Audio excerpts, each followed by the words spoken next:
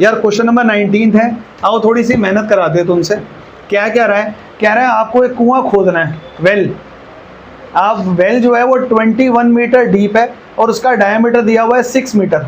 उसमें से अर्थ को डग आउट करा।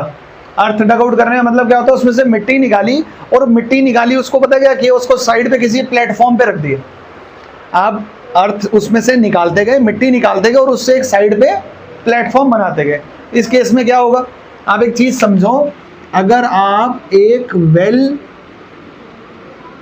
इसमें से आपने मिट्टी निकाली और मिट्टी निकाल करके क्या करा? एक ऐसा प्लेटफॉर्म बना दिया, क्यूबॉइडल प्लेटफॉर्म बना दिया। पता क्या होगा? इसकी वॉल्यूम और इसकी वॉल्यूम इक्वल हो जाएगी। इस केस में यहां पर आपको जो दूसरा प्लेटफॉर्म बनाया है उसकी एल दी हुई है 27 मीटर, ब्रेड्थ दी हुई है 11 मीटर्स। आपको हाइट निकालनी है, तो सिंपल सी फॉर्मूला इसका क्या है? इसकी भी लिख लेते हैं डायमेंशंस। 21 मीटर डीप है।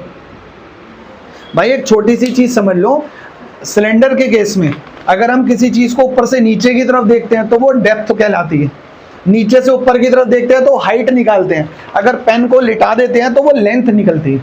बात एक ही होती है, लेंथ, डेप्थ और हाइट, तीनों हाइट ही कंसिडर होती है। अपना अपना देखने का नजरिया है सिर्फ उस फिगर को। अगर रोड रोलर दिया होगा तो हाइट ये लेंथ दी हुई आएगी, वेल होगा तो डेप्थ दी हुई आएगी। हम ऊपर से नीचे देखेंगे तो गहरा दिखाई देगा ना, नीचे से ऊपर देखेंगे तो हाइट दिखाई देगी। तो डर मत जाना कि ये क्या दिया हुआ फॉर्मूला में तो एच है और ये तो दिया तो डेप्थ हुआ, ठीक है। और इसका डायमीटर कितना है? 6, तो ये हो जाएगा 3। फॉर्मूला क्या लगेगा? पाई आर स्क्वायर एच। इसकी मिट्टी निकाली और इसके बराबर रख दी।